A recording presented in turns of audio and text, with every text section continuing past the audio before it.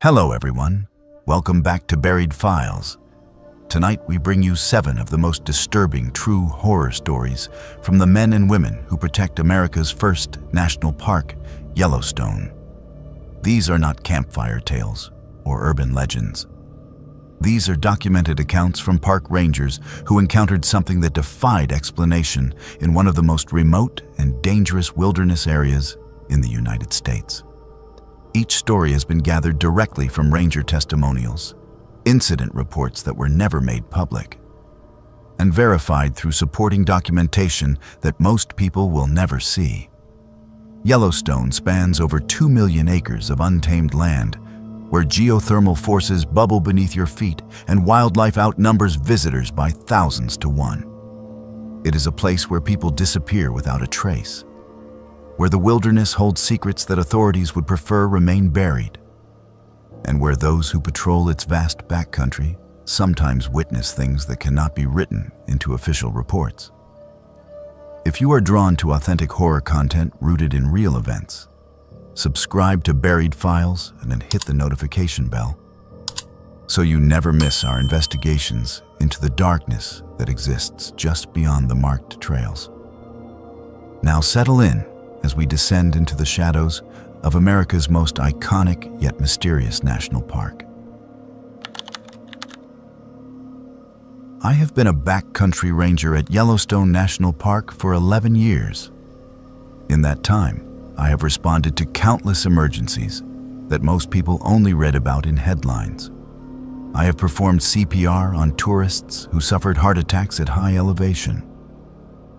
I have documented bear maulings where grizzlies defended their territory against hikers who ventured too close. I have stood at the edge of thermal pools where visitors slipped on wet boardwalks and fell into water hot enough to dissolve human tissue in minutes. I once spent 3 days searching for a man who walked away from his family at Old Faithful and was later found deceased from exposure in a snow-covered ravine. I witnessed one suicide at the Grand Canyon of the Yellowstone, where a young man climbed over the safety railing and jumped 300 feet into the river below. These experiences hardened me. They taught me that nature is indifferent to human life, and that tragedy in the wilderness rarely resembles the sanitized versions presented in visitor safety videos.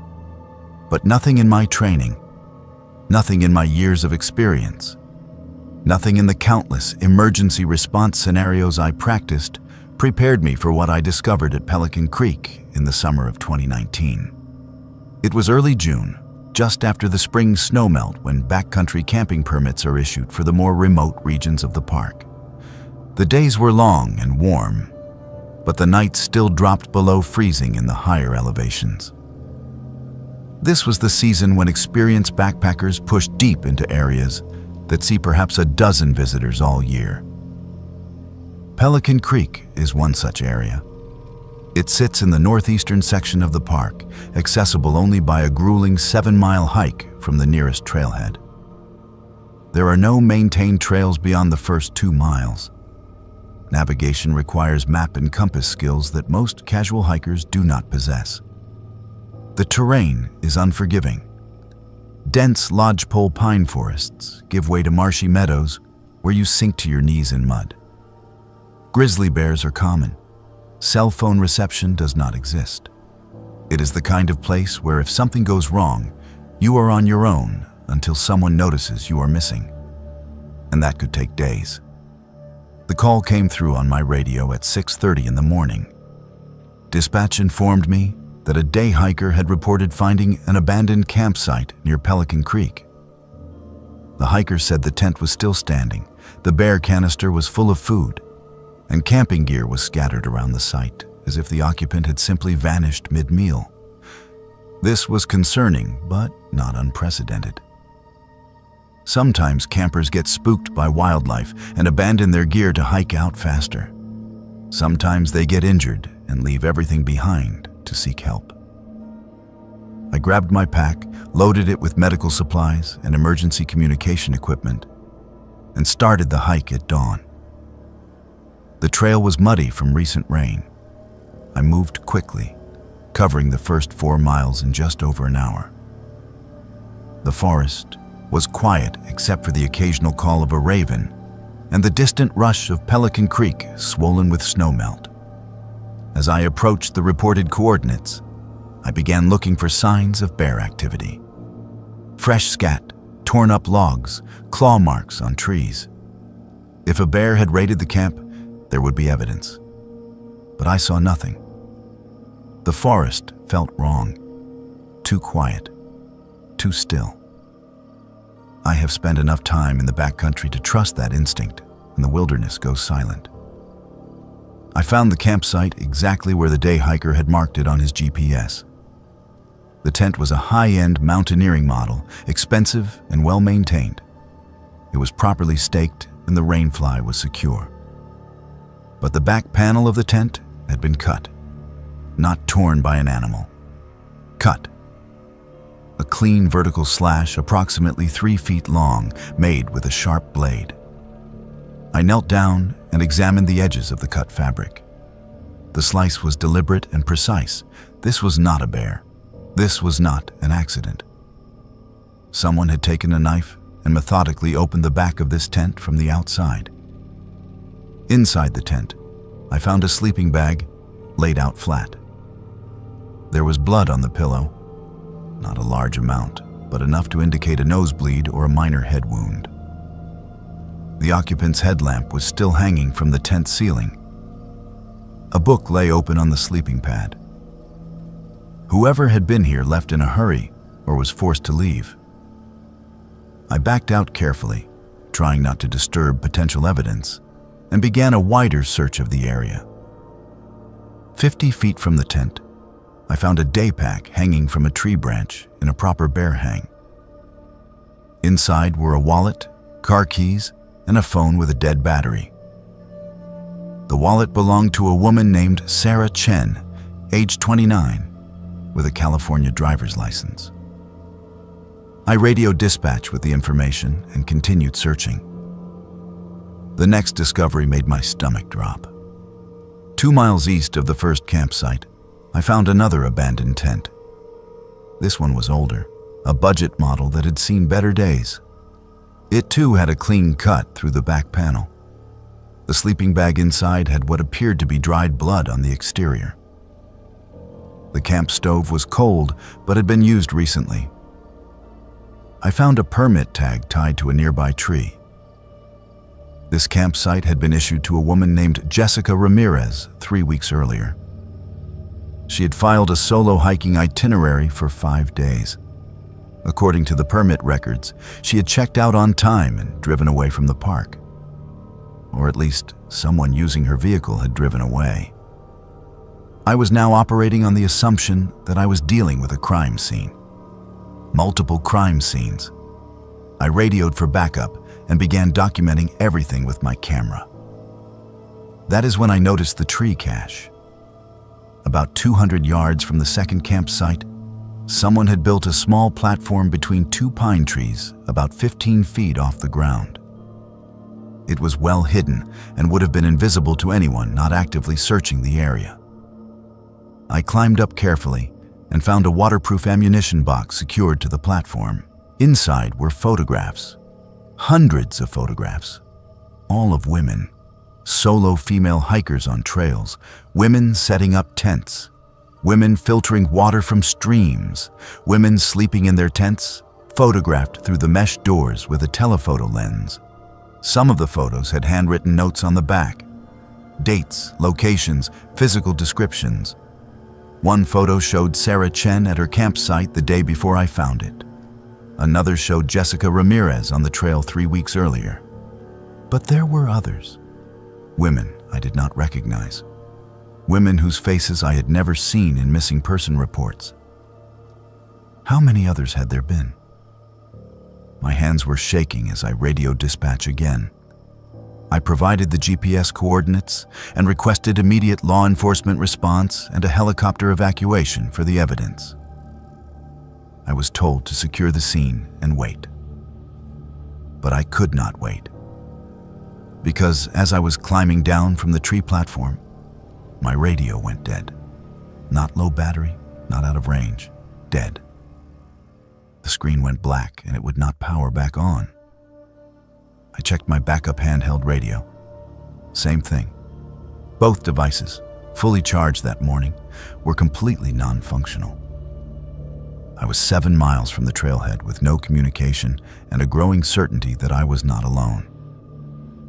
The footsteps started about 5 minutes later, soft and deliberate. Someone walking slowly through the forest approximately 50 yards to my west, moving parallel to my position. I froze and listened. The footsteps stopped when I stopped. When I moved, they moved. I was being tracked. I have encountered countless wild animals in the backcountry, and I know how they move. This was not an animal. This was a person matching my pace and staying just out of sight.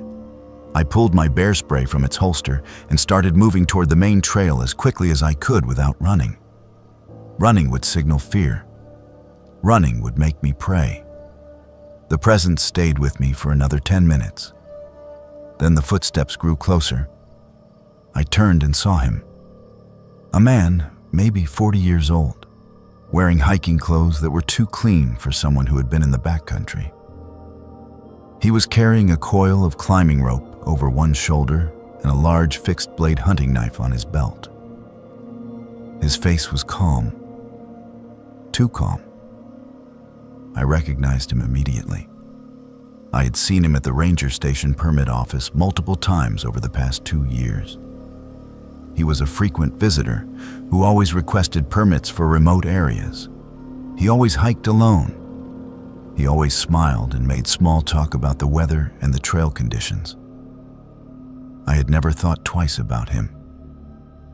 He stopped about 20 feet away from me and smiled that same friendly smile. He said, "Ashton, I know your name from your uniform. You have been looking at my work." His voice was casual, as if we had run into each other at a coffee shop. I kept my hand on the bear spray and told him I needed him to stay where he was. He laughed. Not a threatening laugh, just amused.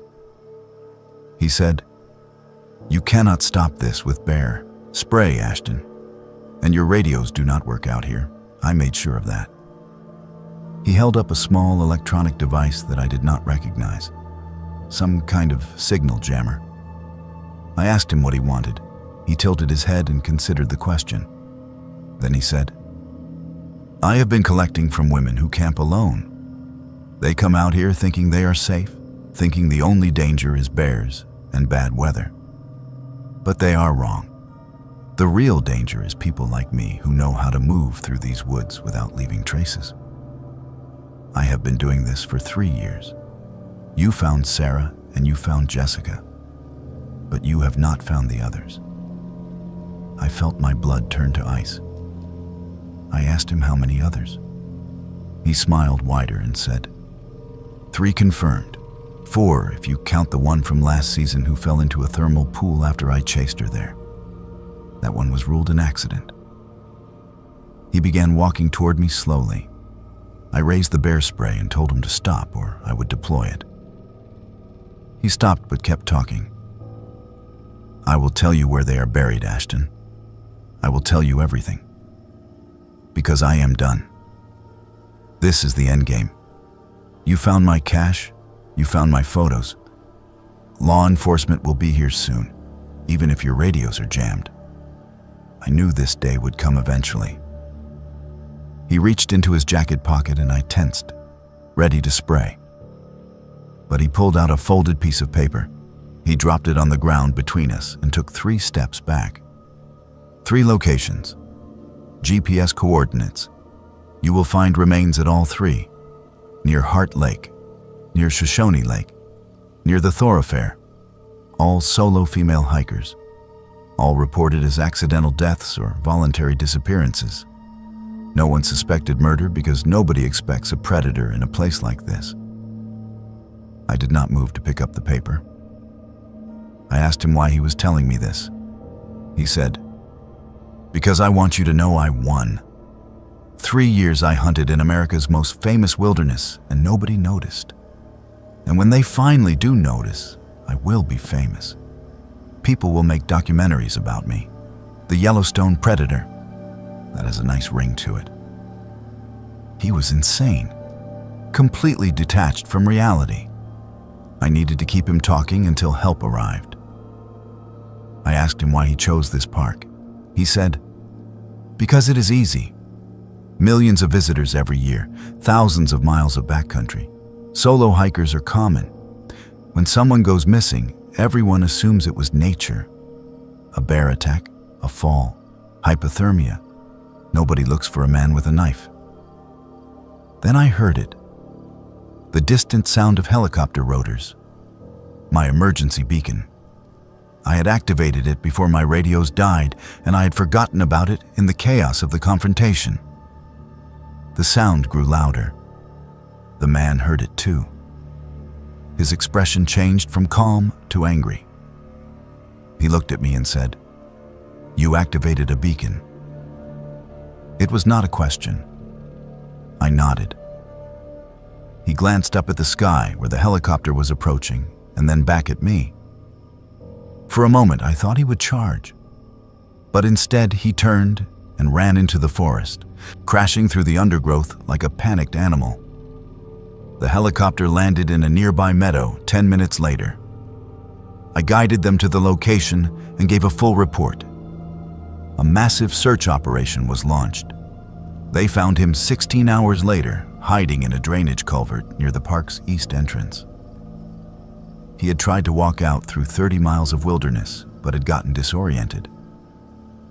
When they searched his vehicle, they found journals.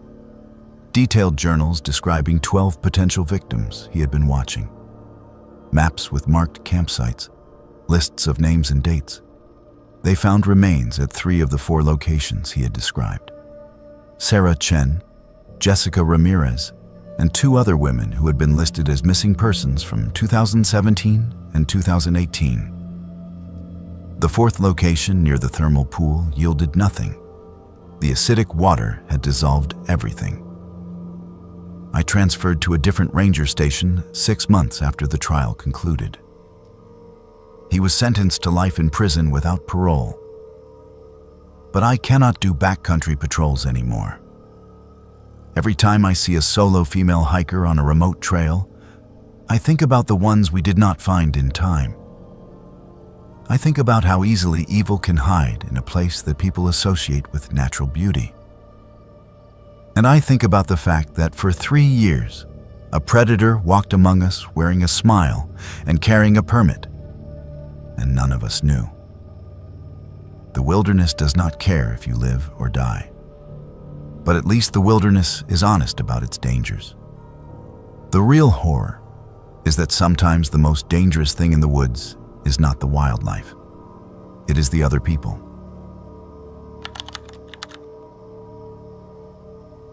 I do not believe in ghosts.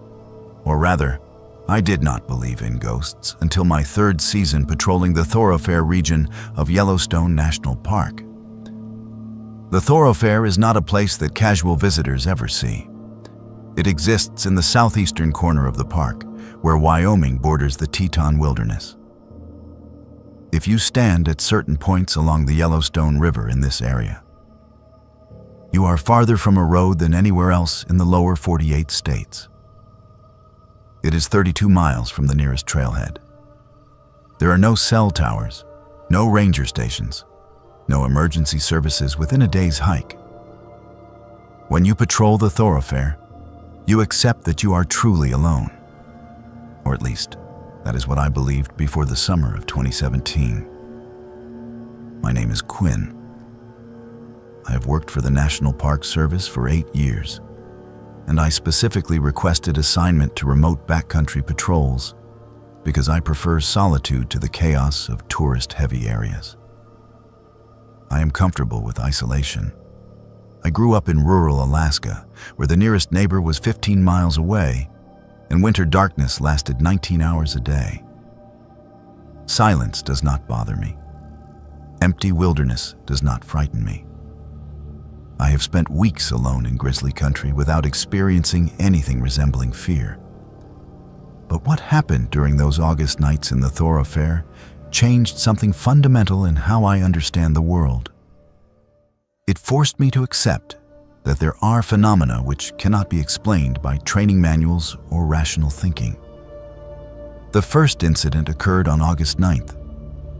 I was on a standard 5-day patrol loop that would take me through the southern portion of the thoroughfare backcountry. My route included checking several designated campsites to ensure compliance with park regulations and to monitor wildlife activity. The weather had been clear for 3 days, and I was making good time. I reached the upper Yellowstone River Valley around 4 p.m. and decided to check a campsite that sits on a small bluff overlooking the river. This particular site is rarely used because it requires fording the river twice to reach it. Most backpackers choose easier routes. As I approached the site, I immediately noticed smoke. A campfire was burning in the fire ring. This was unusual for several reasons. First, no permits had been issued for that site in over 2 weeks. I checked the permit log before departing on patrol. Second, the fire was burning cleanly with no one attending it. Third, there was no tent, no backpack, no camping gear of any kind visible. Just a fire burning alone in the wilderness. I moved closer cautiously, scanning the surrounding forest for whoever had built the fire. The area was silent except for the sound of the river and the crackle of burning wood. I called out. No response. I walked a complete circle around the campsite perimeter. No tent, no food cache, no sign of human presence except the fire itself. Then I noticed the boot prints, fresh tracks in the soft earth around the fire ring. They were large, probably a size 11 or 12 men's hiking boot. The tracks circled the fire multiple times and then led away from the campsite, heading north toward a dense stand of lodgepole pines. I followed them for approximately 50 yards until they simply stopped. Not at a rock outcrop where they might have been obscured. Not at the river where someone might have waded away. They just ended in the middle of a game trail, as if the person had evaporated mid-step. I returned to the campsite and extinguished the fire. It had been burning hot and recent. The coals were still glowing red beneath the ash. I estimated it had been lit within the past 2 hours. I left a citation notice at the site for illegal camping without a permit and continued my patrol. I assumed I would find the mystery campers somewhere along the trail ahead. Perhaps they had wandered off to explore or to use the bathroom and would return to find their fire extinguished and the citation waiting. It was a violation, but not particularly concerning. People sometimes bend the rules in remote areas, thinking no one will notice. The next morning, I broke camp at sunrise and continued north along the river. Around noon, I reached another designated campsite approximately 8 miles from the first location. As I crested the small rise that led to the site, I stopped. Smoke. Another campfire burning alone with no visible camp setup. This was no longer a coincidence. This was deliberate. Someone was either following me or moving ahead of me, building fires at every campsite along my route. I approached cautiously with my hand on my bear spray. Again, I called out. Again, no response. The fire was fresh and burning hot. The same boot prints circled the fire ring. The same tracks led away into the forest and stopped abruptly 40 yards from the campsite. I radioed dispatch. I reported the situation and requested information about any other rangers or park personnel in the area. Dispatch confirmed I was the only authorized person in that section of the park. They checked for research permits or wildlife monitoring teams. Nothing. I was told to continue documenting the incidents and to report any contact with the individual responsible. I extinguished the second fire, photographed the boot prints, and moved on. But I was no longer comfortable. Something about the precision of the tracks ending in impossible locations bothered me deeply.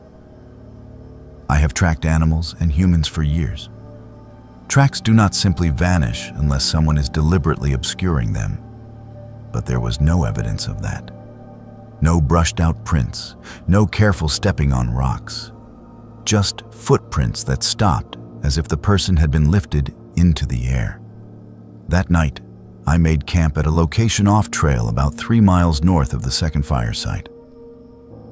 I did not use a designated campsite. I wanted to be somewhere unpredictable in case someone was tracking me. I set up my tent in a small clearing surrounded by thick forest. I ate a cold dinner because I did not want to build a fire and signal my location. As darkness fell, I sat outside my tent and watched the stars emerge over the mountains. The Milky Way was brilliant in the lightless sky. I felt the familiar peace that comes from being far from civilization. But that peace did not last. At 3:47 a.m., I woke to the sound of footsteps outside my tent. Slow, deliberate steps circling my campsite. I lay completely still and listened. The steps were heavy, boot steps, not animal paws. They moved around my tent in a clockwise direction, pausing occasionally as if the person was examining something. I reached slowly for my headlamp and bear spray. My heart was pounding so hard, I thought whoever was outside would hear it. The footsteps completed one full circle and then stopped directly in front of my tent door. I could see the shadow of a person silhouetted against the fabric by moonlight. A tall figure standing motionless. I shouted, "This is a National Park Ranger. Identify yourself." No response. The shadow did not move. I unzipped my tent door quickly and shone my headlamp at the figure. Nothing. No one there. I scrambled out of the tent and swept my light across the entire campsite. Empty. The forest was silent, not even the usual night sounds of birds or small mammals. Just absolute silence. I checked the ground around my tent. Boot prints. The same size 11 or 12 prints I had seen at the 2 fire sites. They circled my tent twice and then led away into the forest. I followed them with my flashlight. 20 feet from my tent, they stopped. Same as before. Just ended mid-stride on flat ground with no explanation. I did not sleep for the rest of that night. I sat with my back against a tree facing my tent with my bear spray in one hand and my satellite communicator in the other. I considered activating the emergency beacon, but I had no physical threat to report. Just footprints and a shadow. At first light, I packed my gear and continued north at a rapid pace. I wanted out of the thoroughfare. I wanted to reach the trailhead and file a formal incident report with details that made sense. But the incidents were not over. On the 4th night of my patrol, I was camped at an official site near the southern boundary of the thoroughfare region. I was exhausted from 3 nights of minimal sleep and hypervigilance. I fell asleep around 9 p.m. despite my anxiety. I woke at 2:30 a.m. to orange light flickering against my tent walls. Fire. I rushed outside expecting to find my campsite ablaze. But it was not my fire ring that was burning. Approximately 100 yards away, down a slope near the river, another fire was burning brightly. I could see the flames clearly through the trees, and I could see a figure sitting beside it. A person sitting completely still, facing away from me toward the river. I grabbed my flashlight and started down the slope. As I got closer, I could see more details. The person was wearing dark clothing. They sat on the ground with their knees pulled up, arms wrapped around their legs, head down. They did not react to the sound of my approach. I called out when I was about 30 feet away. "Park Service, I need to speak with you." No response, no movement. I moved closer. 20 feet, 10 feet. I was now close enough to see that the person was wearing an old-style ranger uniform. the kind that had not been issued since the 1960s or 70s.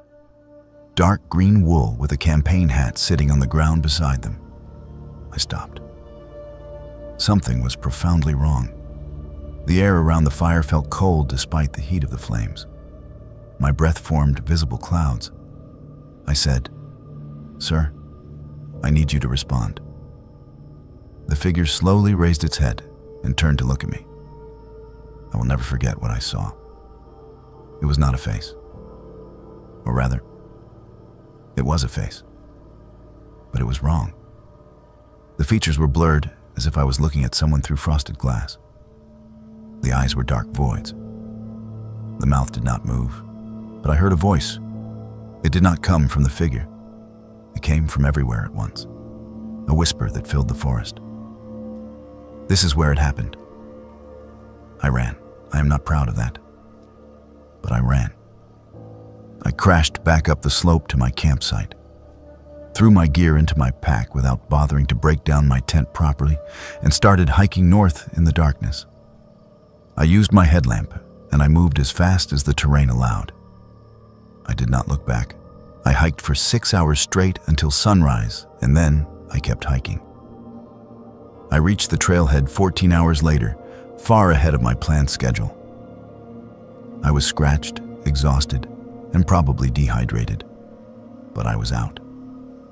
I filed an incident report that I knew sounded insane.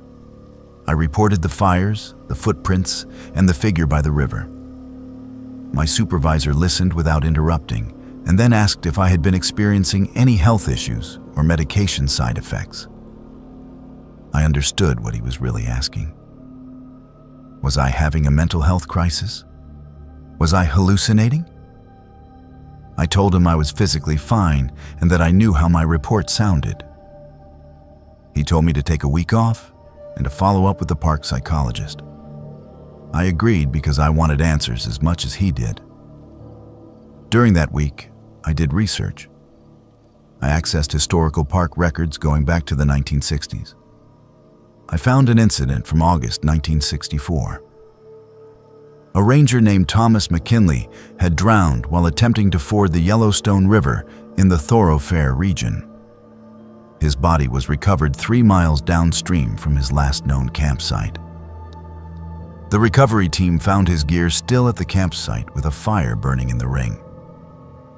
According to the report, McKinley had been camping alone and had left his site to ford the river at night for reasons unknown. His body was found wearing the uniform of that era, dark green wool. The report included a photograph. I recognized the face despite the blurring I had seen. It was the same person. I returned to work after my week off, but I requested reassignment to a different patrol area. My supervisor approved without asking questions. I think he was relieved. But before I left, I spoke quietly with 2 other veteran rangers who had worked the thoroughfare for years. I asked if they had ever experienced anything unusual in that area. Both became uncomfortable. One told me that every ranger who has worked that region long enough sees the fires. They appear annually on August 12th, the date of McKinley's drowning. No one investigates them anymore. No one hikes down to see who is sitting beside them. It is an unspoken understanding that some patrols are best left incomplete. I do not work the thoroughfare anymore. I patrol different regions of Yellowstone where the strangeness is limited to wildlife and weather. But I know the fires still burn every August. I know the footprints still appear circling campsites in impossible patterns.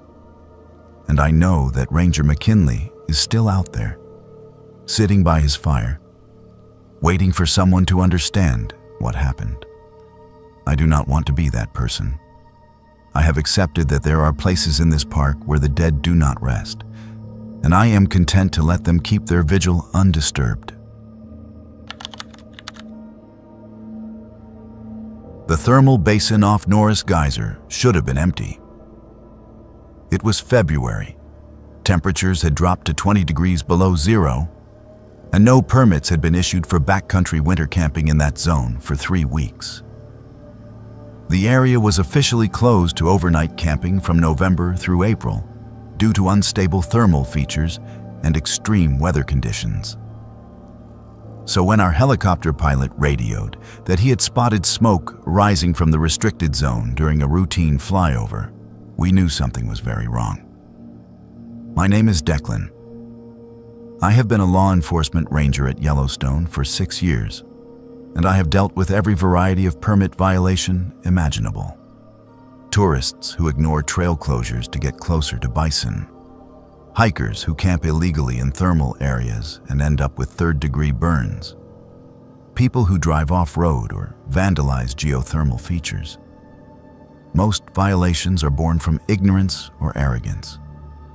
But what we found at Norris Basin that February was neither. It was something far stranger and far more disturbing than anything in my training had prepared me for. I was paired with another ranger named Foster for the investigation. We loaded our gear into packs and began the ski approach at first light the following morning. The plan was to ski 9 miles into the closed area, document the illegal camp, issue citations, and escort whoever was out there back to civilization. The temperature was brutal.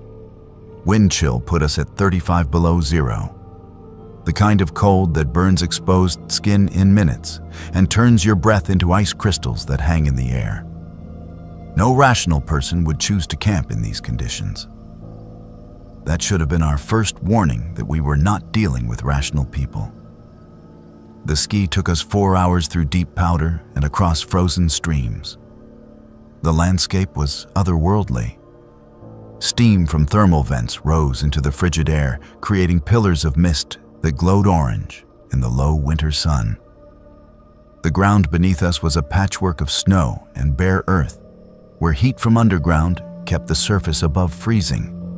We could hear the distant rumble and hiss of geysers, and smell the sulfur that permeated everything in this part of the park. As we got closer to the coordinates the pilot had marked, we began to see tracks. Ski tracks. Multiple sets leading in from different directions, all converging on the same location. We crested a small ridge and looked down into a shallow basin dominated by a large boiling mud pot. What we saw made us both stop. 7 tents were arranged in a perfect circle around the mud pot, each tent positioned exactly the same distance from the center. The precision was unsettling. This was not a casual campsite. This was deliberate, intentional. The tents were high-quality expedition models, the kind used for winter mountaineering in extreme conditions. But there were no ski tracks leading away. No one was visible. Just 7 tents surrounding the thermal feature like some kind of ritual arrangement. Foster and I exchanged glances. He keyed his radio and reported our position and what we were seeing. Dispatch acknowledged and told us to proceed with caution. We skied down into the basin and approached the first tent. I called out, identifying ourselves as park rangers and requesting that whoever was inside come out and speak with us. No response. I unzipped the tent door and looked inside. Empty. No sleeping bag, no gear, just elk bones. Hundreds of elk bones arranged in geometric patterns across the floor of the tent. Skulls positioned at cardinal points. Ribs laid out in spiraling formations. Vertebrae stacked in precise towers. We checked the second tent. More bones. These were deer bones mixed with what looked like coyote skulls. The third tent contained only bird bones, thousands of them, sorted by size and type. Each tent was a bone repository, meticulously organized. But it was the center of the circle that made my blood run cold. A deer skull had been mounted on a wooden pole and planted directly above the boiling mud pot. The skull was decorated with painted symbols I did not recognize. The mud below churned and spat, occasionally throwing scalding droplets onto the snow around the perimeter. Foster discovered the journal in the fourth tent. It was a leather-bound book filled with handwritten entries in English, mixed with symbols and words, in a language neither of us could identify. The entries described something called feeding the old breath, and references to opening the steam door. There were diagrams showing the tent arrangement and detailed notes about lunar cycles and thermal activity patterns. One passage read, "The pact must be maintained every 40 years when the earth shivers. 7 shepherds return to the sacred steam. 7 offerings of bone to calm the fire below. If the ritual fails, the mountain will wake angry." We were photographing the journal when we heard it. Chanting, low and rhythmic, echoing from somewhere in the thermal features. The sound seemed to come from the steam vents themselves, rising with the sulfur-laden vapor. Foster and I moved toward the sound, following a narrow path between pools of boiling water. The chanting grew louder. Then we saw them. 7 figures emerged from the steam like apparitions materializing from fog. They wore elk hides draped over their shoulders, the heads still attached, creating grotesque hoods. Their faces were painted with white ash in patterns that mimicked the thermal features around us. They moved in single file, each carrying a bundle of bones.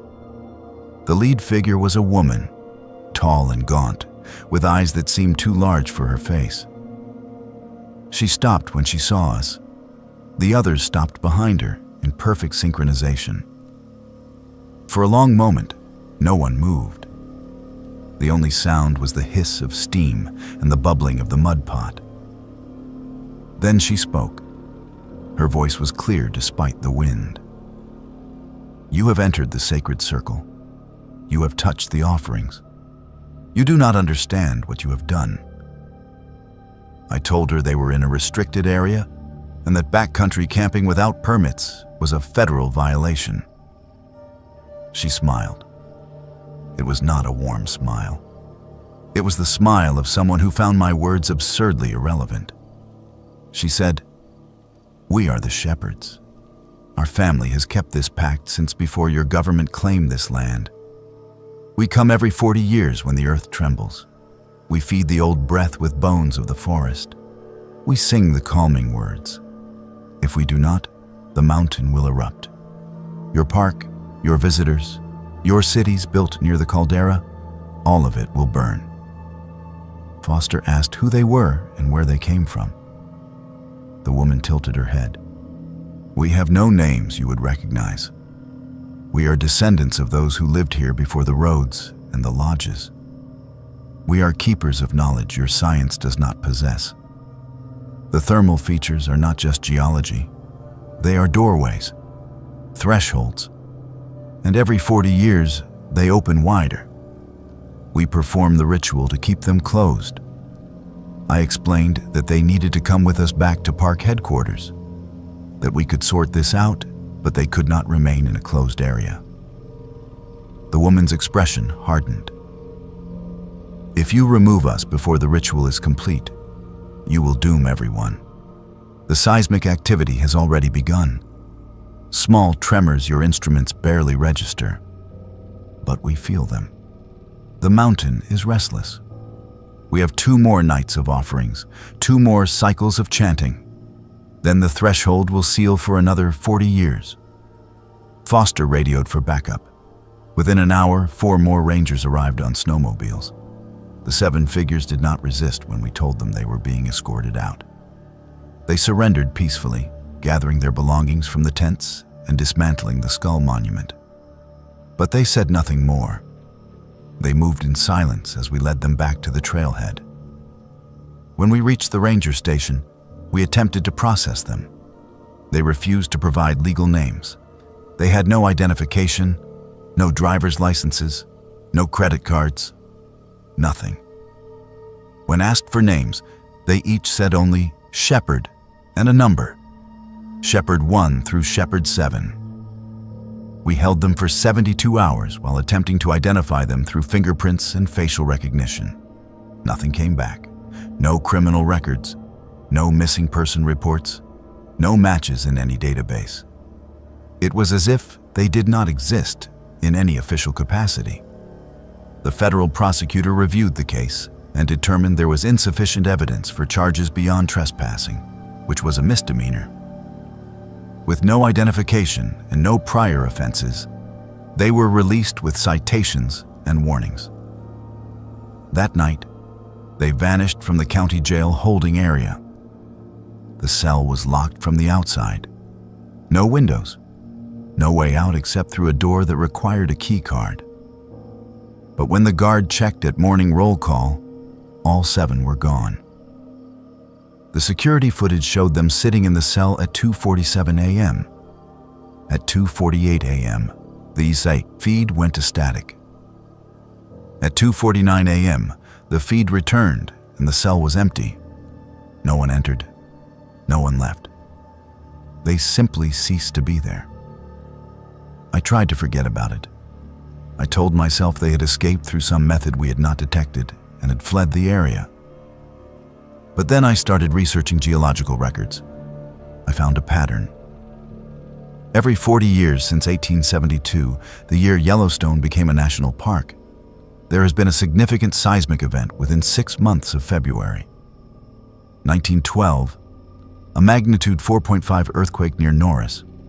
1952, a magnitude 5.3 earthquake that damaged park infrastructure.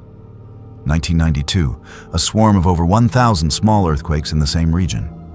2018, a magnitude 4.4 earthquake that triggered evacuations of thermal areas due to unstable ground. We arrested the shepherds in February 2019 before they could complete their ritual. In August of 2019, a magnitude 4.8 earthquake struck Yellowstone, centered near Norris Basin. It was the largest earthquake in the park in over a decade. Thermal features changed overnight. New geysers formed, old ones went dormant. One mud pot that had been stable for years suddenly expanded to 3 times its size, forcing the closure of a popular boardwalk. I do not sleep well anymore. I tell myself it is coincidence. That seismic activity in a volcanic caldera is normal and unpredictable, that there is no such thing as a ritual that can influence geological forces. But I cannot stop thinking about what that woman said, that every 40 years, the threshold opens wider. That next cycle is in 2059. I will be retired by then, or dead. But someone will be patrolling that basin in February of that year. And I wonder if they will find 7 tents arranged in a circle, and 7 people in elk hides performing a ritual that our science cannot explain. And I wonder what will happen if we stop them again. I have a degree in wilderness search and rescue from the University of Montana. I understand statistics, probability models, and human behavior patterns in crisis situations. I have studied case files of hundreds of missing person incidents in national parks. I know that most disappearances follow predictable patterns. People get lost when they leave marked trails. They succumb to exposure when caught unprepared in sudden weather changes. They fall from cliffs while taking photos. They drown in rivers swollen with snowmelt. The human body is fragile and the wilderness is unforgiving. But nearly every disappearance can be explained through rational analysis of environmental factors and decision-making errors. What happened to the family at Shoshone Lake in July of 2018 does not fit any model I have ever studied. It does not fit any pattern in the literature. It remains the only case in my 8-year career that I cannot explain. My name is Brielle. I work as a search and rescue coordinator for Yellowstone National Park. When someone fails to return from a backcountry trip, I am the person who assembles the search teams, coordinates helicopter reconnaissance, manages the incident command structure, and ultimately makes the decision about when to suspend active searching. It is a responsibility I do not take lightly. Every missing person represents someone's family member, and I have sat with enough devastated relatives to understand the weight of those decisions. But this case haunts me in ways the others do not, because we never found any trace of what happened. No bodies, no evidence of foul play, no logical explanation, just a family that ceased to exist in a location where vanishing should be impossible. The family was named Whitmore. Robert and Jennifer, both 38, and their 2 children, Emma, age 10, and Lucas, age 7. They were experienced backpackers from Oregon who had obtained a permit for a 3-day, 2-night trip around Shoshone Lake, one of the largest backcountry lakes in the park. Their itinerary was detailed and professional. They had listed their campsite locations, expected mileage per day, and emergency contact information. Robert was a physician. Jennifer was a high school biology teacher. Their gear list showed they were well prepared with appropriate equipment: bear canisters, water filtration, first aid supplies, and satellite communication devices. They checked in at the ranger station on July 14th at 9 a.m., received their permit briefing, and began their hike. They were expected to return by 4 p.m. on July 16th. When they had not returned by 6 p.m. on the 16th, their emergency contact, Jennifer's sister, called the park. Sometimes hikers run late due to slower than expected pace or because they are enjoying themselves and lose track of time. We typically allow a grace period before initiating search protocols. But by 8 p.m., with no sign of the family, I was notified and began assembling a hasty team. We deployed at first light on July 17th.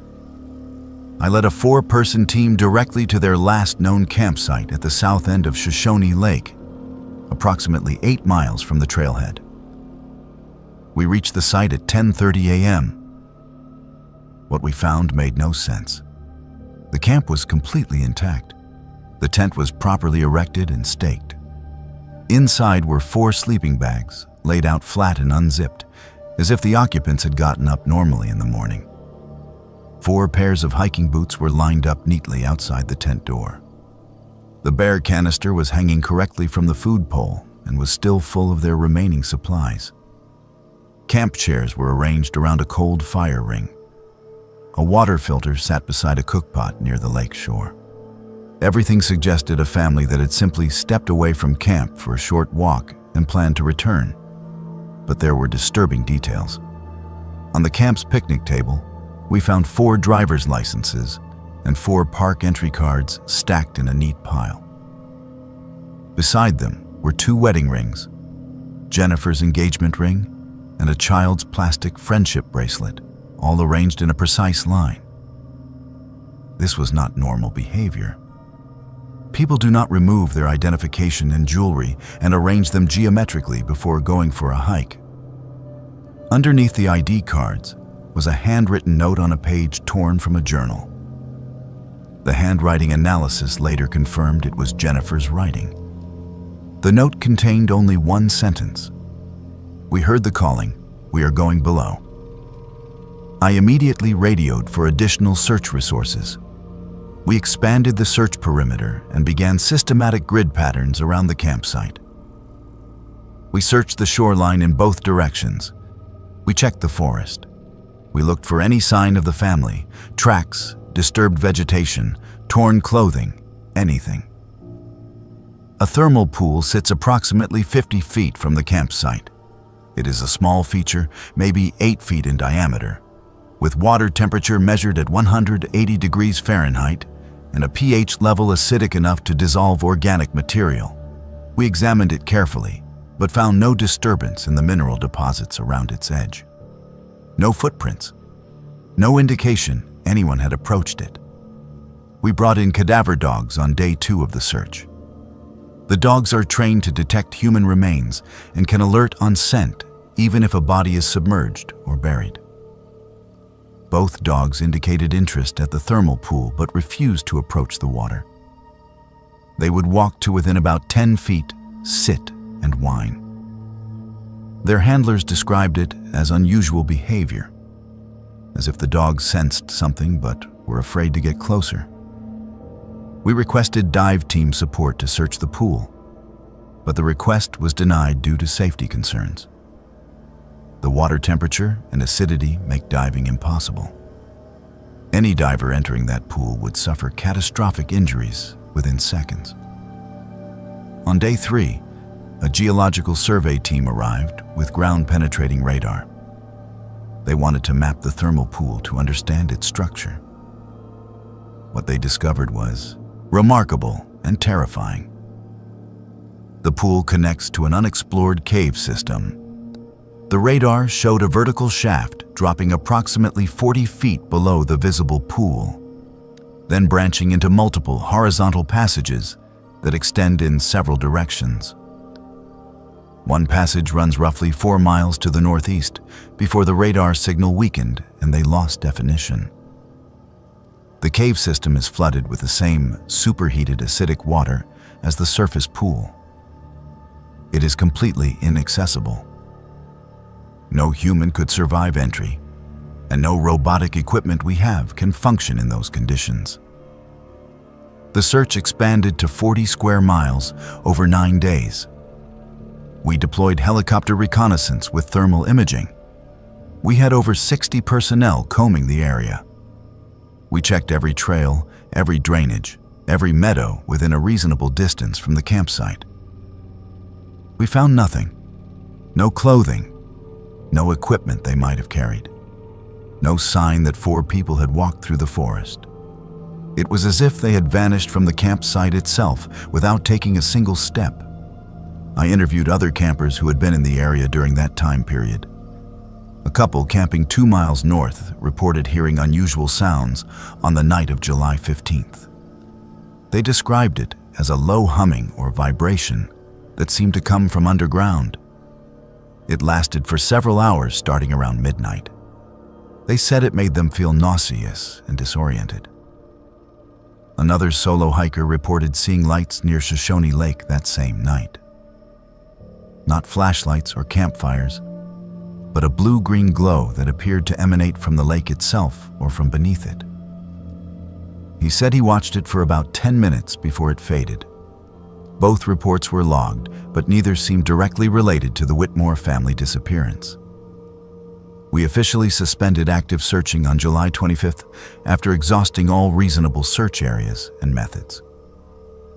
The case was classified as a missing person investigation, with suspected foul play ruled out due to lack of evidence. The FBI took over jurisdiction and conducted their own investigation. They found nothing we had not already documented. The case remains open but inactive. The Whitmore family is still listed as missing. Their vehicle was towed from the trailhead parking area and eventually returned to family members. Their home in Oregon remains as they left it, filled with vacation plans and summer schedules that will never be fulfilled. I have led 47 search and rescue operations in my 8 years with the Park Service. I have found lost hikers after days of searching. I have recovered remains from cliff falls and drownings. I have solved disappearances that initially seemed mysterious, but proved to have mundane explanations. But the Whitmore family simply vanished. 4 people, including 2 children, gone without a trace from a campsite that showed no signs of struggle, no evidence of wildlife attack, no indication of anything except a deliberate decision to leave their identities behind and go somewhere. The note haunts me more than anything else. We heard the calling. We are going below. What calling? Below where? The thermal pool is the only feature near that campsite that goes below ground level.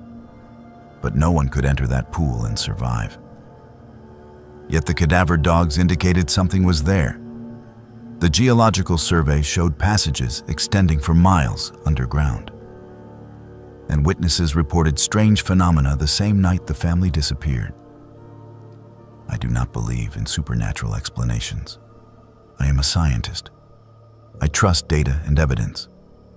But I cannot explain this case using any framework I understand. Sometimes late at night when I cannot sleep, I think about that unexplored cave system beneath Shoshone Lake. I think about where those passages lead and what might exist in the superheated darkness miles below the surface. I think about a family that heard something calling to them, something compelling enough that they removed their wedding rings and left their identities behind to answer it. And I think about the fact that we will never know what happened, because the only place they could have gone is somewhere no living person can follow. They tell you about the physical dangers when you sign up for winter ranger duty in the backcountry. The cold that can freeze exposed skin in 3 minutes. The avalanches that bury entire valleys under tons of snow. The grizzly bears that wake from hibernation, angry and starving. The distance from any medical facility, any backup, any help if something goes wrong. They brief you on hypothermia protocols and emergency extraction procedures. They check your gear 3 times and make you demonstrate proficiency with a satellite communicator. They warn you about the wildlife and the weather and the isolation. But they do not tell you what 87 days of total solitude does to your mind. They do not mention that the greatest threat you will face might not come from the wilderness outside, but from something that happens inside your own head when you are completely and utterly alone for 3 months straight. My name is Hayden. I have been a backcountry ranger for Yellowstone National Park for 9 years. I have done multiple winter assignments at remote stations where you spend weeks without seeing another human being. I thought I understood isolation. I thought I was prepared. In December of 2020, I volunteered for a winter posting at the Thoroughfare Patrol Cabin, which sits in the most remote section of the park. The cabin is 32 miles from the nearest road. It is accessible only by horse in summer or by ski in winter. No snowmobiles are permitted due to wilderness designation. No helicopters except for emergencies. Once you are stationed there, you are truly cut off from everything. The assignment runs from December 1st through mid-February. 87 days. You are resupplied once in early January when another ranger skis in with food and fuel. Otherwise, you are alone. The cabin itself is small. 1 room with a wood stove, a bunk, a table, and basic supplies. There are shelves with books left by previous rangers. A radio that connects you to park headquarters for scheduled check-ins twice weekly. Solar panels that charge a battery system for minimal electricity. Your duties are simple. Monitor wildlife, document weather conditions, watch for poaching activity, maintain the cabin, and survive. I arrived on December 3rd after a grueling 2-day ski trek with a pack weighing over 80 pounds. The ranger I was replacing looked exhausted. He helped me unload my gear, gave me a quick tour of the cabin systems, and then he left within an hour. He barely spoke. I asked him if he had any advice for the winter ahead. He looked at me with bloodshot eyes and said only this: "Do not go outside at night unless absolutely necessary, and do not trust what you hear." The first month was manageable. I fell into a routine: wake at dawn, stoke the fire, melt snow for water, eat breakfast, ski a patrol route, return to cabin, record observations, read, cook dinner, sleep. The days were short: sunrise around 8 a.m. and sunset by 4:30 p.m. That left over 15 hours of darkness each day. The silence was profound. No traffic sounds, no aircraft, no human voices. Just wind through the pines and the occasional howl of a wolf pack in the distance. I had brought books and a journal. I wrote extensively about what I saw during patrols: elk herds moving through valleys, wolf tracks in the snow, the steam from thermal features creating ice crystals that hung in the air like diamonds. But in week 6, things began to change. I started hearing footsteps outside the cabin at night. Distinct sounds of boots crunching through snow. Walking around the perimeter of the cabin in slow, deliberate circles. The first time it happened, I assumed it was an elk or a moose. Large animals sometimes approach buildings in winter looking for shelter from wind. But when I looked outside the next morning, there were no tracks. The snow around the cabin was pristine and undisturbed.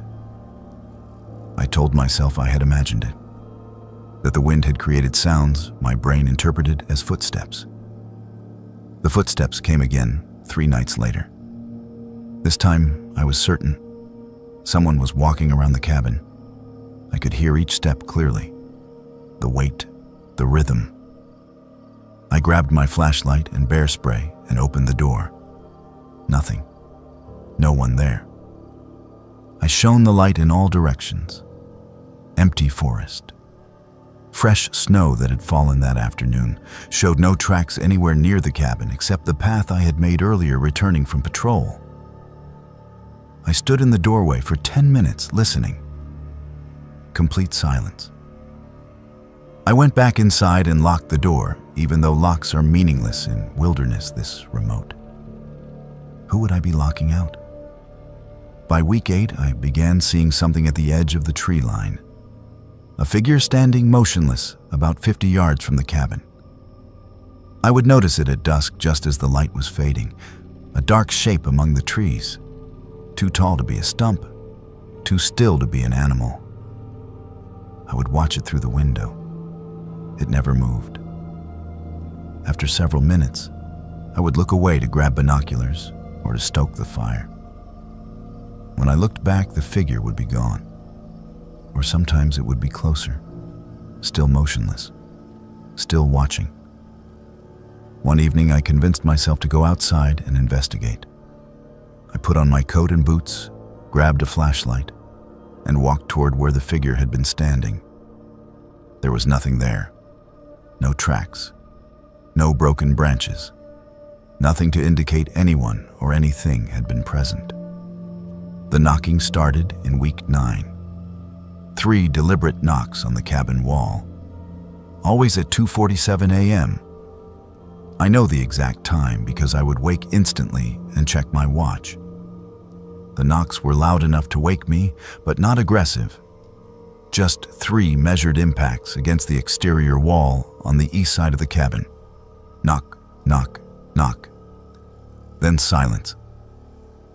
I would lie in my bunk listening, but the knocks never repeated. In the morning, I would go outside and examine the wall. No marks, no indication anything had struck the wood. I tried to rationalize it. Thermal expansion of the logs as temperatures fluctuated. Ice falling from the roof. Branches blown by wind. But none of those explanations fit the consistency and precision of what I was hearing.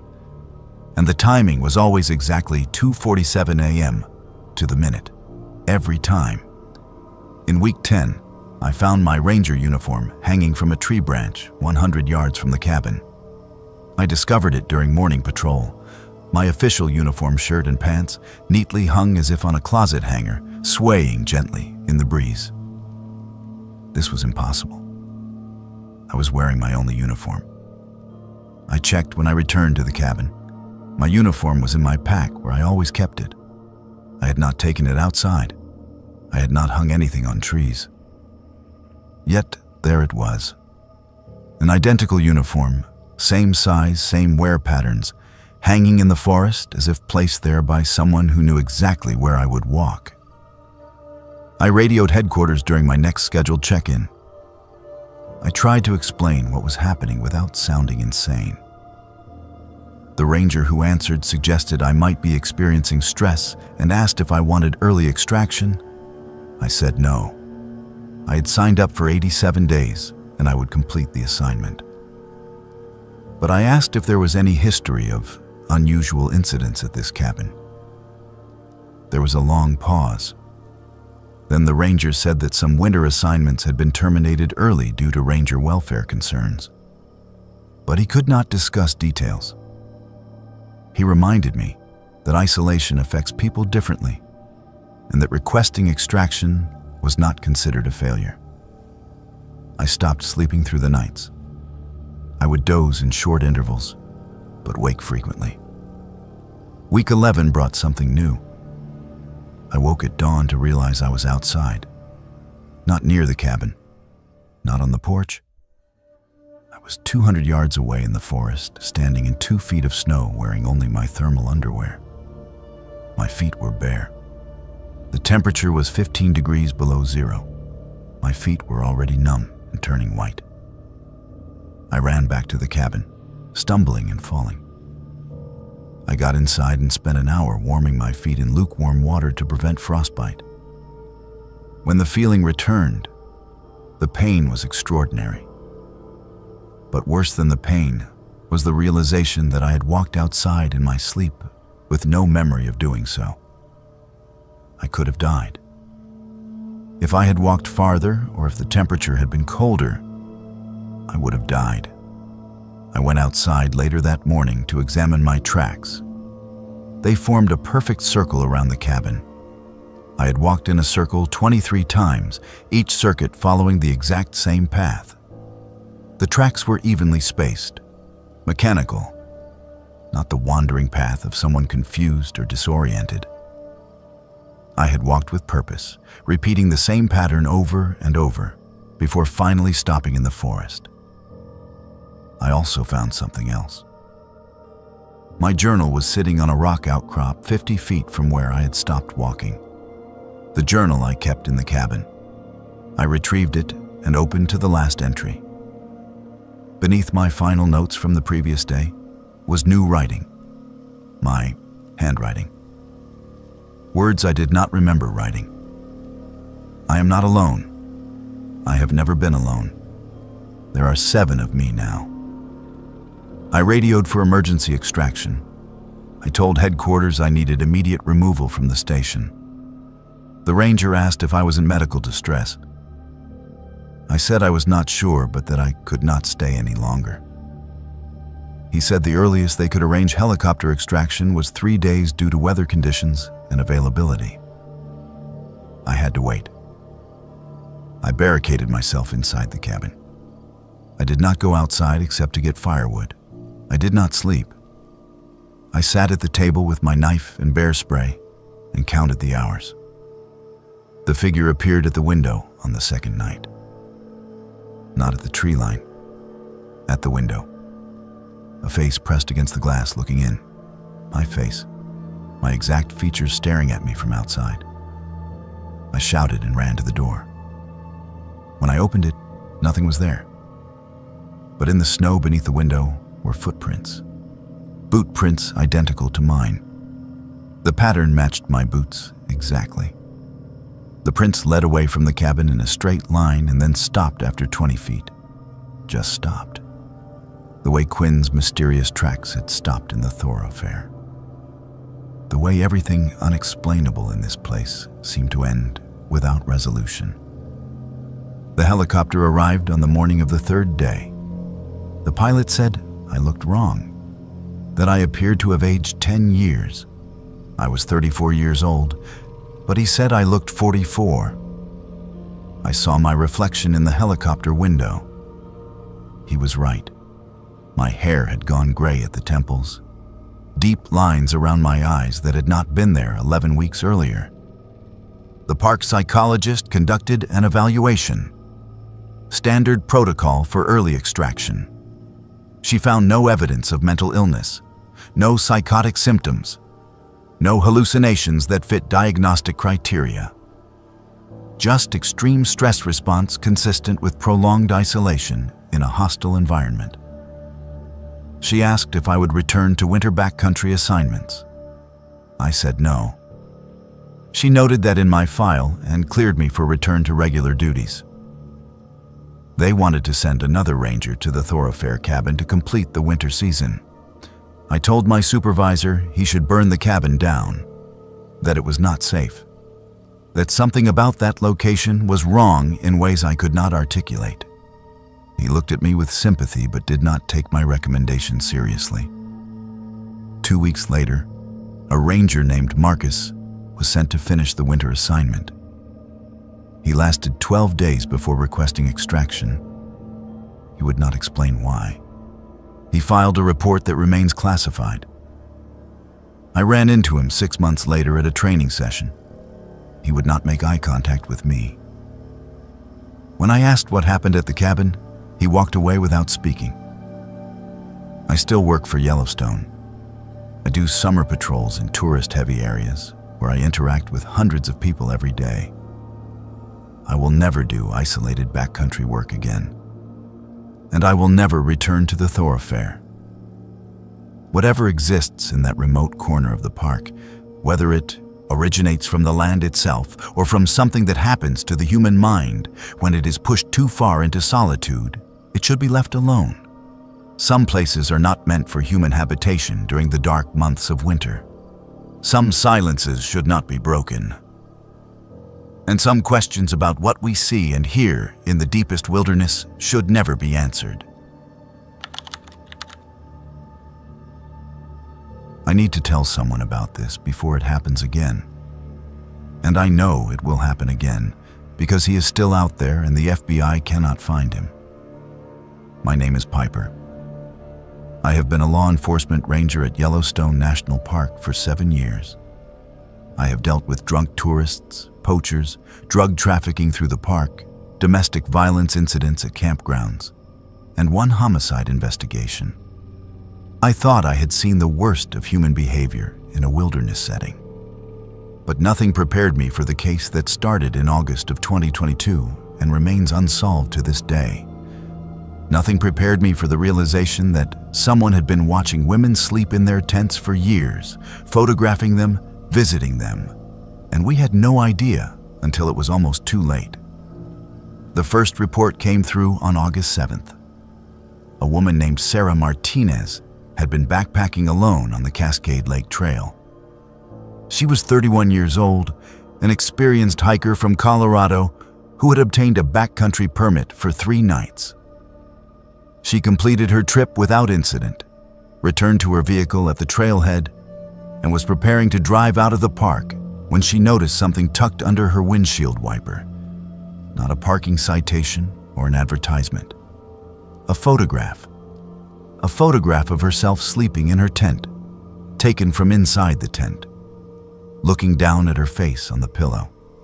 She brought it to the ranger station immediately. I was the one who took her report. She was visibly shaken. The photo was a standard 4x6 print on glossy paper, the kind you get from any photo processing service. It showed Sarah in her sleeping bag, eyes closed, completely unaware someone was standing over her with a camera. The angle suggested the photographer had been crouched or kneeling beside her.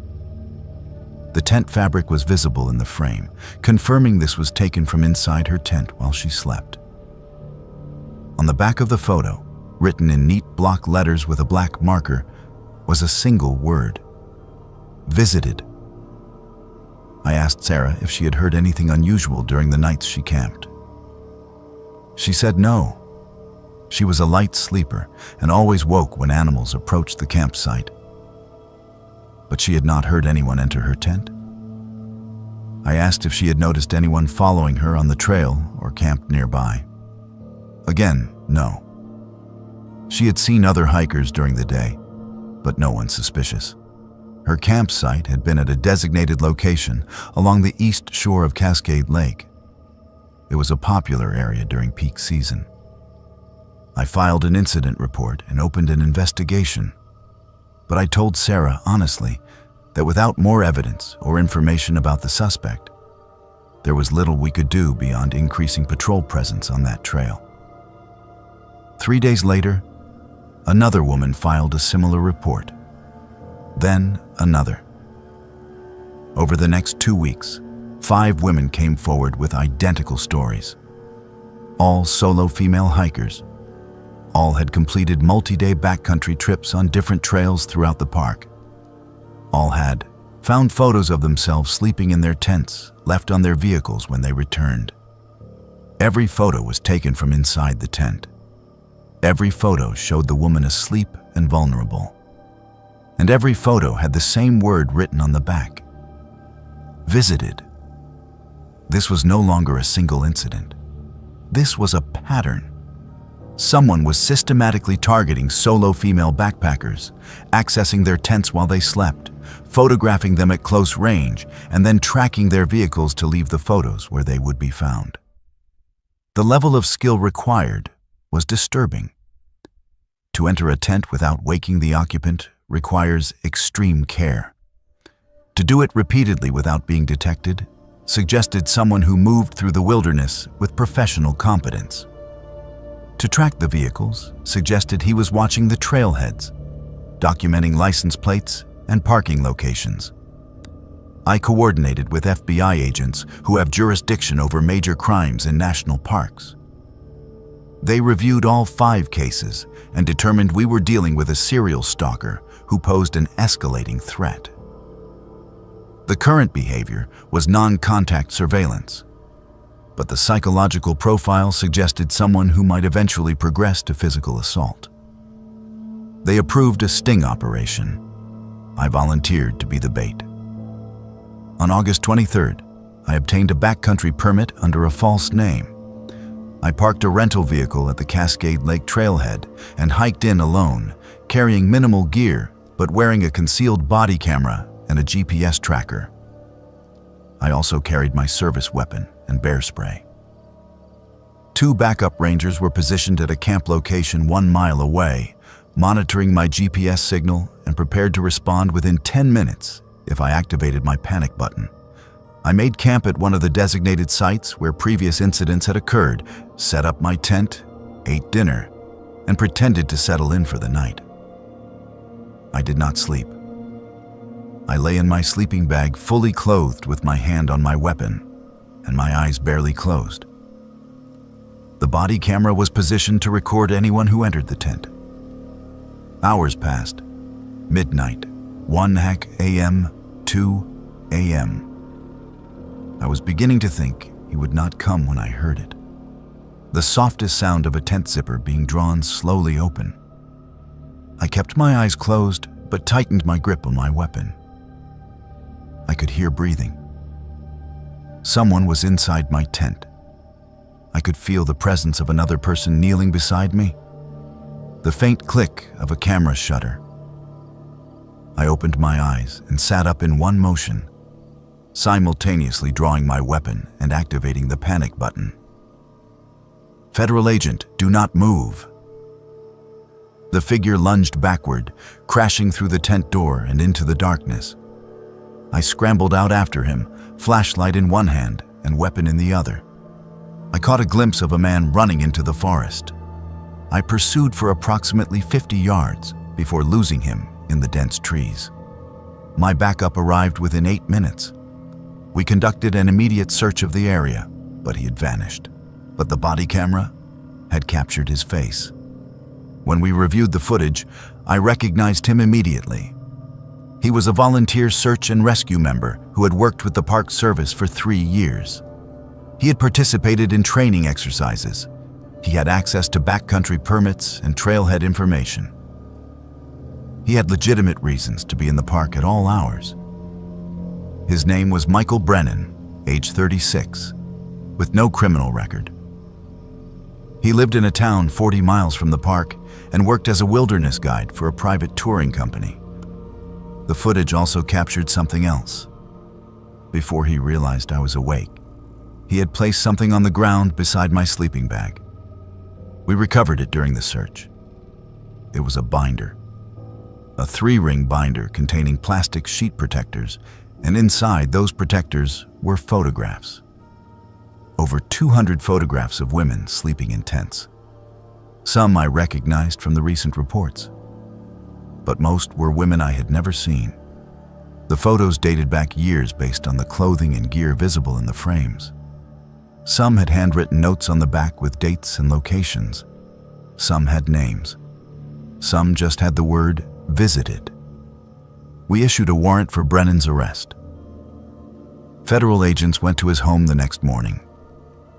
He was gone. His vehicle was gone.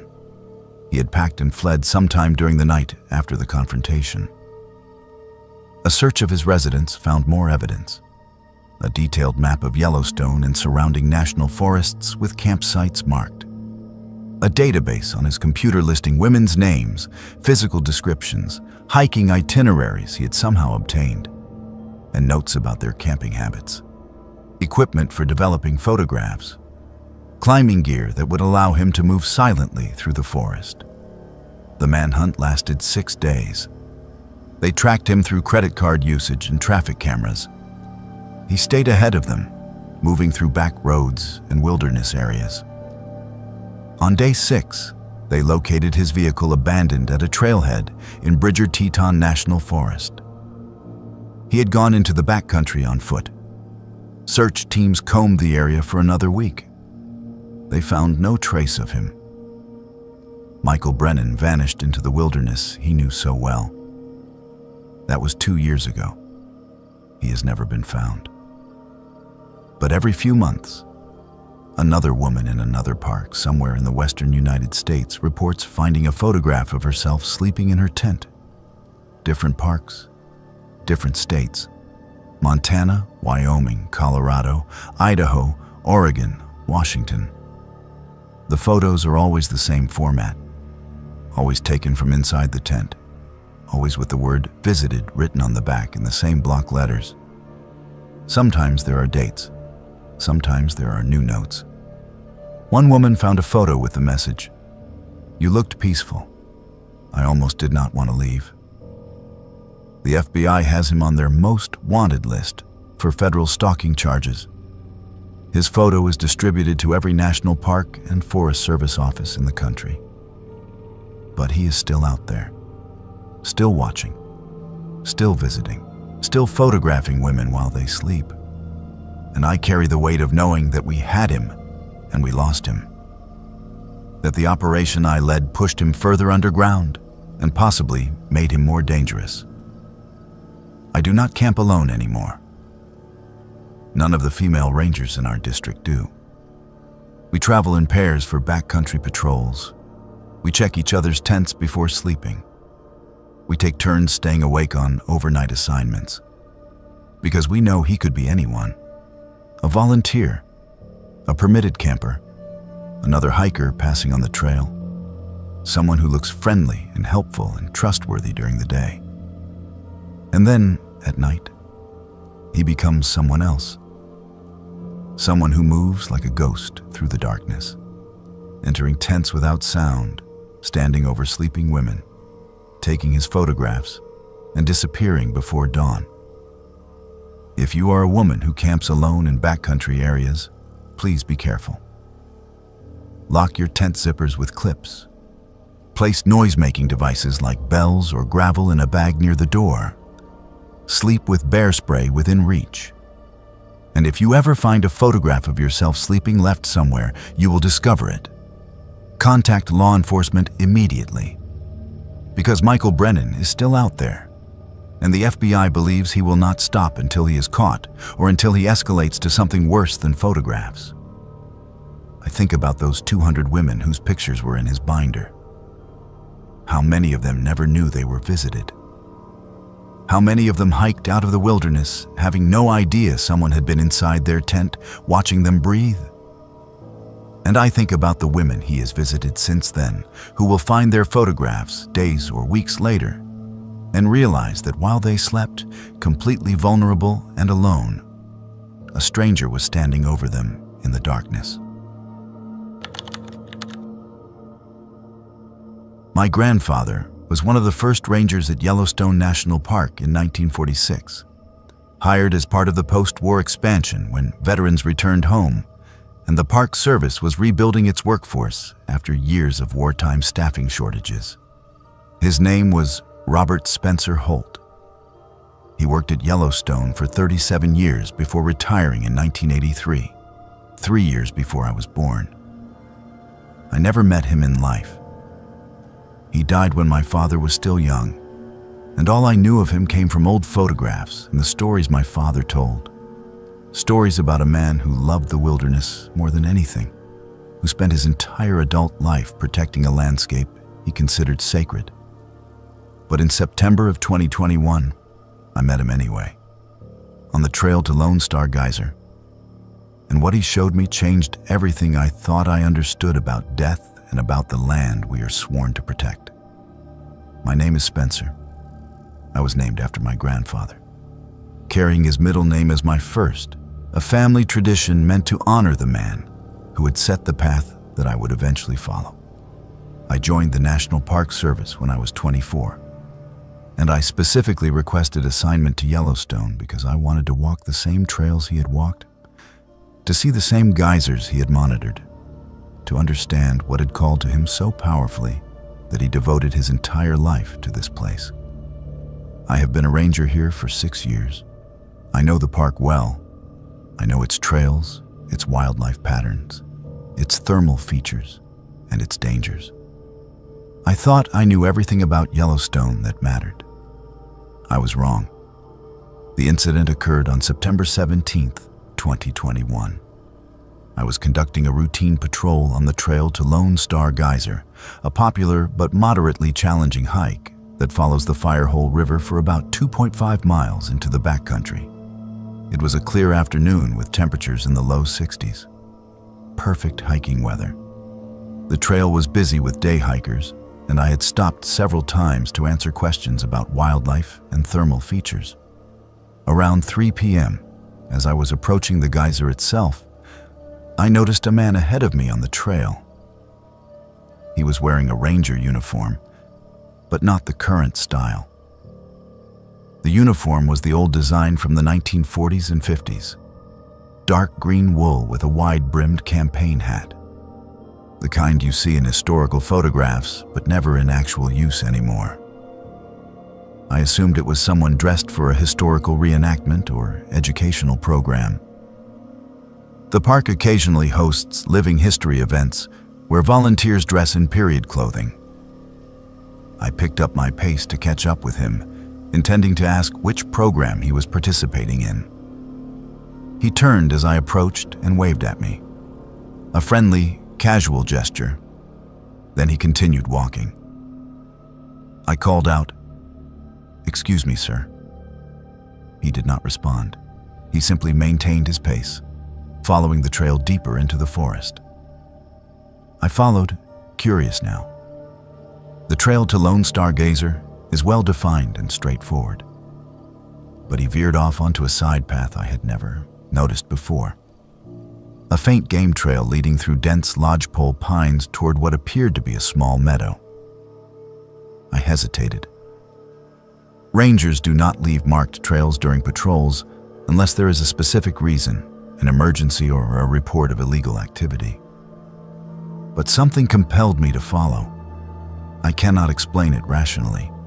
It felt necessary. I turned off the main trail and followed the man in the vintage uniform into the forest. The game trail was narrow and overgrown. Branches scraped against my pack. The ground was soft with pine needles and moss.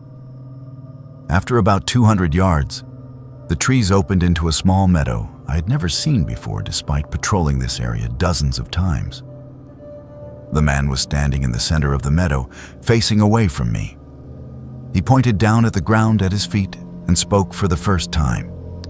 His voice was clear, but somehow distant, as if coming from farther away than his physical position suggested.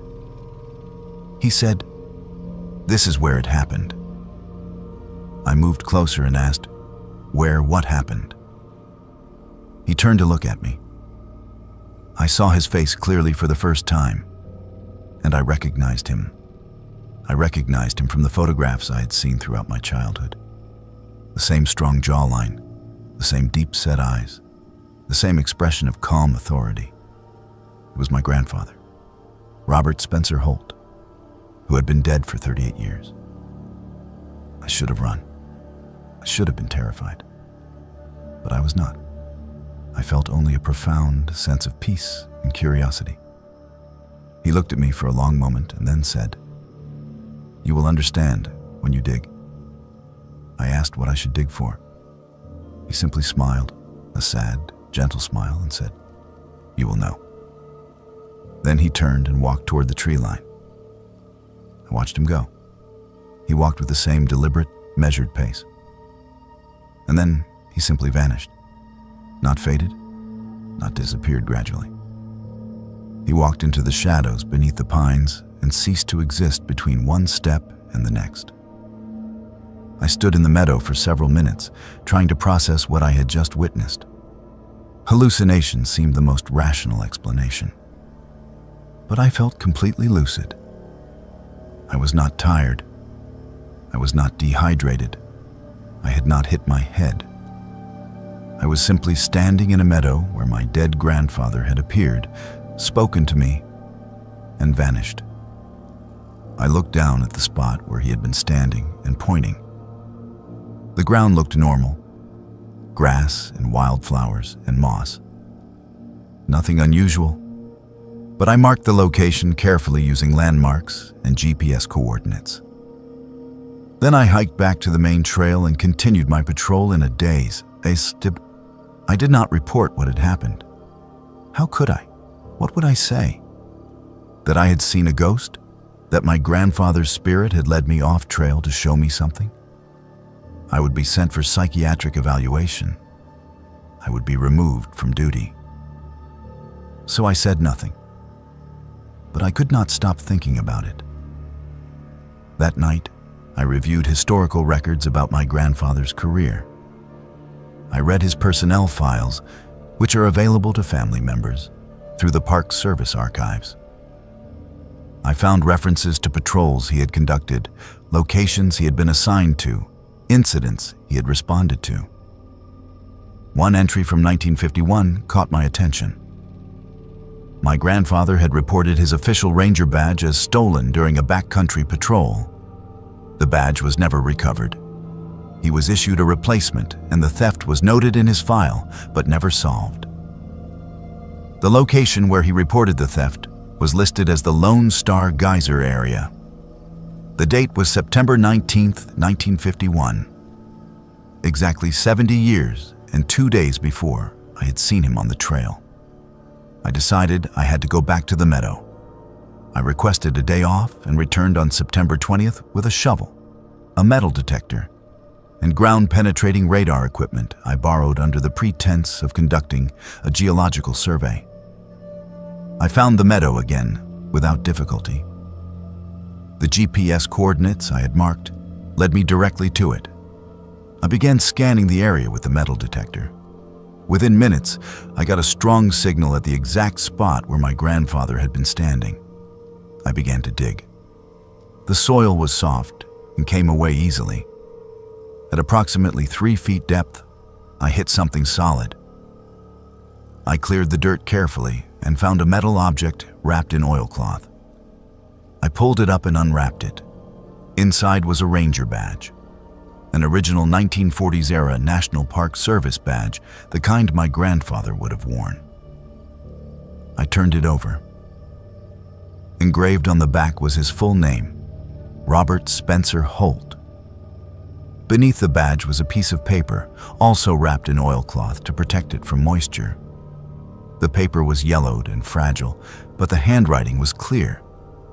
The note read, "For my grandson, when he follows the same path. You will find this when I need you to know I'm still watching the park. Some rangers never leave. We just change how we serve. Keep this with you. It will remind you that this land is more than geology and biology. It is memory, it is continuity, it is sacred. Protect it as I did." Signed, Robert Spencer Holt, September 19th, 1982. The date made my breath catch. September 19th, 1982. 1 year before my grandfather died. 31 years before I was hired as a ranger. He had buried this badge and this note in a meadow off the Lone Star Geyser Trail with the knowledge that someday, somehow, I would find it. He could not have known I would become a ranger. I was not even born yet. But he knew, or he hoped. And he left this message for me. I contacted my father and asked if he knew anything about this meadow or about grandfather burying something. My father was shocked. He said that in the year before grandfather died, he had requested that his ashes be scattered at a specific location in Yellowstone. He had given the family precise coordinates. My father looked them up. The coordinates matched the meadow where I had found the badge. My grandfather's ashes were scattered in that meadow in October 1983, as he had requested. He had chosen the exact spot where, 1 year earlier, he had buried his badge and a note for a grandson who did not yet exist. He had somehow known that I would be drawn to this place, that I would follow the same calling he had followed, and that I would need to know he was still present in the landscape he loved. I carry that badge on every patrol now. I keep it in my chest pocket, close to my heart.